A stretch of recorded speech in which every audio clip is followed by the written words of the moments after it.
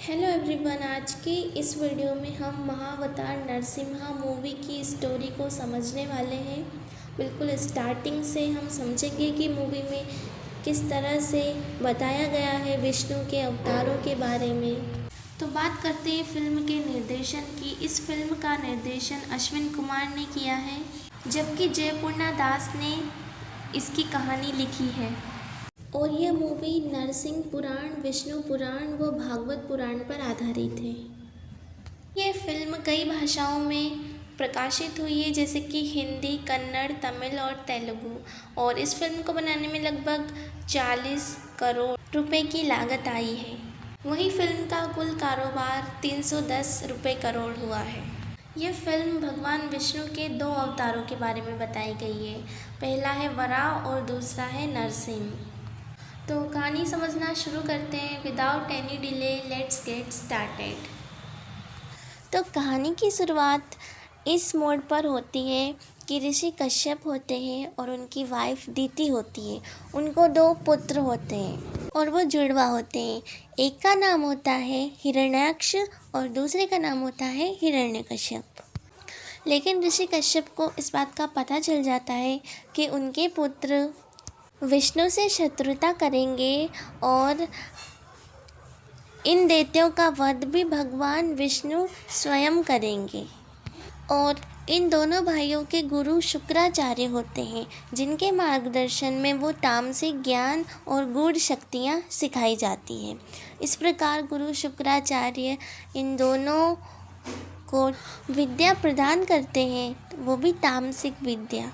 के बाद ये दोनों भाई पूरी पृथ्वी पर आक्रमण मचा देते हैं और जो छोटा भाई होता है हिरण्याक्ष, वो भूदेवी यानी कि पृथ्वी माता का अपहरण कर लेता है और उन्हें गर्भोदक सागर में ले जाकर बंदी भी बना लेता है।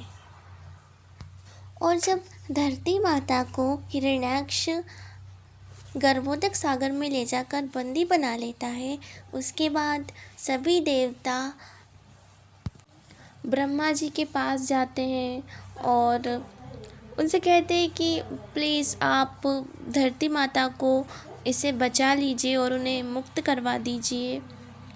उसके बाद क्या होता है कि जो ब्रह्मा जी है, उनकी नासिका से एक अवतार की उत्पत्ति होती है, जिन्हें वराह अवतार के रूप में जाना जाता है। और भगवान वराह पृथ्वी माता को गर्भोदक सागर से मुक्त कराने के लिए जाते हैं और इसके साथ ही वो हिरण्याक्ष का वध भी करते हैं। और भगवान वराह का रूप दिव्य और विशाल सुअर के रूप में होता है, जो जल में जाकर भीषण युद्ध करते हैं और अंततः हिरण्याक्ष का वध भी भगवान वराह कर देते हैं और इससे सभी देवता प्रसन्न हो जाते हैं। इन दोनों के बीच भीषण युद्ध होता है, भगवान वराह और हिरण्याक्ष। और इस प्रकार से फिर जब भगवान वराह हिरण्याक्ष का वध कर देते हैं, तो जो हिरण्यकश्यप होता है उसको भी बहुत ज़्यादा दुख होता है और वो हिमालय पर चला जाता है भगवान ब्रह्मा की तपस्या करने के लिए। और इसके बाद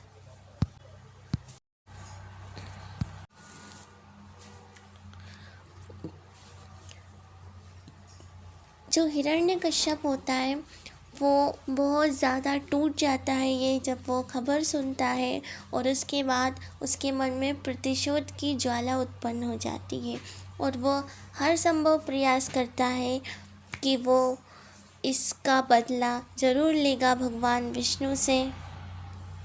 और इसके लिए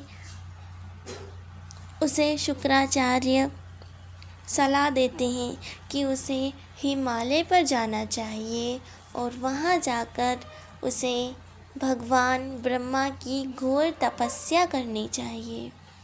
और जब हिरण्यकश्यप ये बात सुनता है तो फिर वो हिमालय पर चला जाता है और वहाँ जाकर भगवान विष्णु की तपस्या करता है।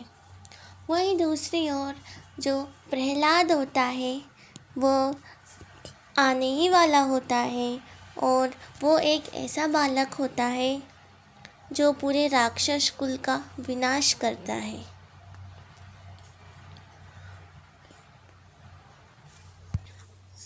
अभी प्रहलाद इस दुनिया में नहीं आया है और सभी जीव जंतु उसके आने का इंतज़ार कर रहे होते हैं। और वहीं ब्रह्मा जी हिरण्यकश्यप की तपस्या से प्रसन्न होकर कहते हैं कि आज तक ऐसी तपस्या न तो किसी ने की है और न ही कोई करेगा, इसलिए मैं तुम्हें वरदान देता हूँ कि आज के बाद कोई भी तुम्हारा वध नहीं कर पाएगा।